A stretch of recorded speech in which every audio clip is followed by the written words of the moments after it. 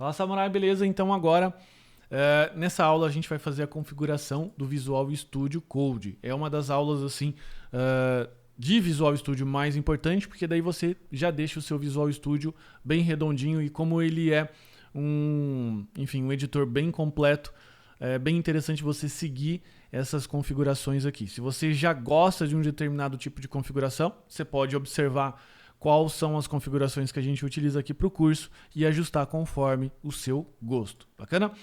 Como eu comentei, aqui no nosso site guia.devsamurai.com.br, você já tem aqui um arquivo .json, que é o arquivo que normalmente a gente utiliza, tá bom? Que é o arquivo que eu utilizo na minha máquina todos os dias. Eu vou repassando linha a linha aqui com você e a gente vai adaptando as coisas. Primeira coisa, para você acessar essa parte de configuração, basta você pressionar Ctrl e vírgula, e ele vai mostrar essas configurações aqui para você. Basta você ir nesse ícone aqui, Open Settings JSON.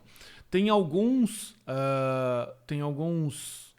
configurações que já podem estar no seu Visual Studio Code e você decide se você deve manter ou não, porque afinal o Visual Studio, o editor, o Visual Studio Code é seu, tá bom? Primeira coisa que é o Windows Zoom Level, tá? Eu coloco aqui a explicação para que serve essa linha. Ele torna a janela do editor bem grande. No meu caso aqui tá 3. Por quê? Porque eu estou gravando aula, mas normalmente eu utilizo em 1.8, tá? Tá vendo? 1.8 ele fica menorzinho, mas para mim que estou ali programando, fica mais agradável. Eu vou voltar aqui para 3. O tema a gente não mexe, porque a gente já escolheu lá atrás, tá bom? A gente coloca aqui, ó, o Editor, Font Size, Line Height, beleza? E Format on Save. Eu vou mexer nessas duas configurações. Não esqueça de adicionar sempre o vírgula no final, porque isso aqui é um arquivo .json, beleza? E no caso aqui ele ajusta o tamanho da fonte. Daí a gente pode diminuir um pouco, quem sabe aqui para 2, para ficar compatível, tá bom? Mas no geral, se você colocar aqui, ó, o zoom 0, você vai ter isso daqui. Para mim eu gosto, fica bem confortável, mas realmente é gosto, e gosto não se discute. A gente vai agora aqui ajustar o Format on Save.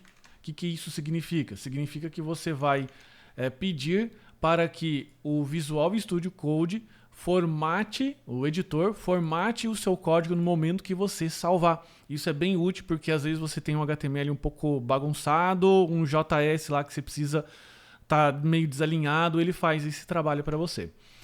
O próximo passo é criar as linhas de quebra, tá? Que eu gosto de trabalhar com 2 linhas de quebra, a linha em 80 e depois uma linha em 120. Se você percebeu, ele já desenhou essa linha aqui, tá bom? Então eu sei que, por exemplo, quando eu chego aqui e começo a ultrapassar, já está na hora de eu ter que quebrar a linha para não ficar desconfortável na hora de ler o código. Eu coloco aqui, ó, Word Wrap, tá? Habilitar por padrão a quebra automática de linha, para ele, quando chegar meio que no final, ele já quebrar a linha para você.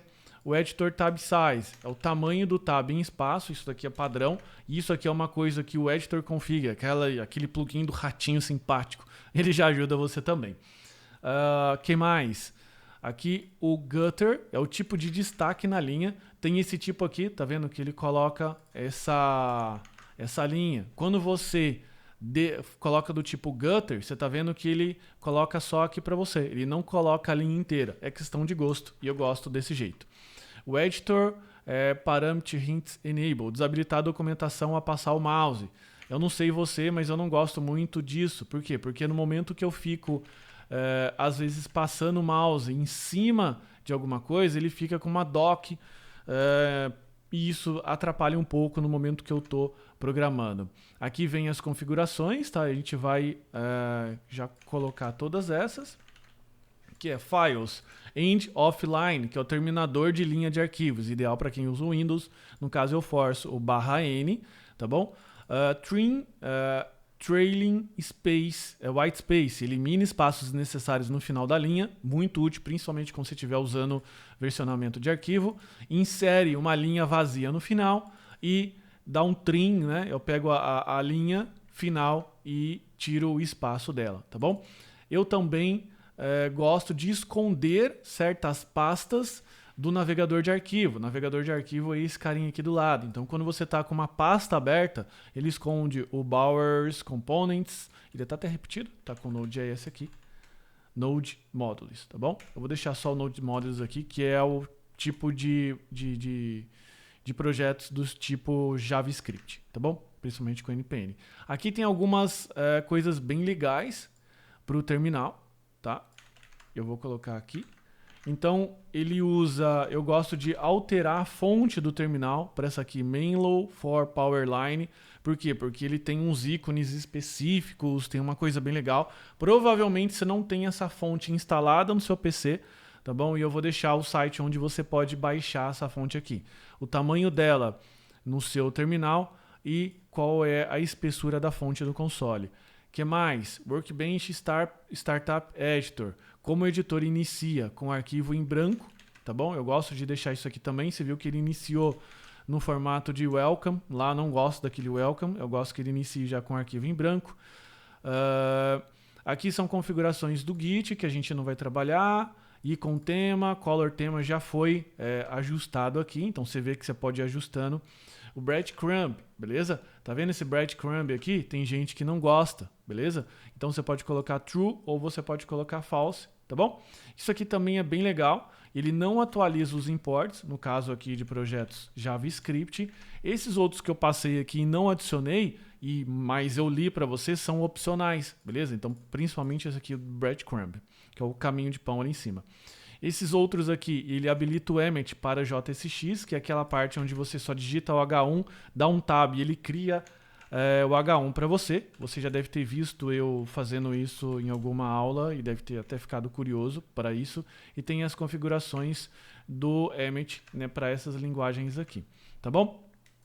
Basicamente, é essa configuração que você pode trabalhar aqui com o seu editor, beleza?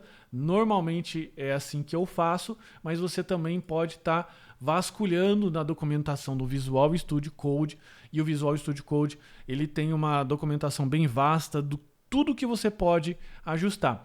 No geral, você vem aqui nessa aba Settings, tá? Então esses settings aqui é a mesma coisa que está manipulando esse JSON, só que ele manipula no formato de janelinha. Você pode ver que o font size aqui ele já mudou para 18, que é exatamente o font size que eu tenho aqui. Bacana?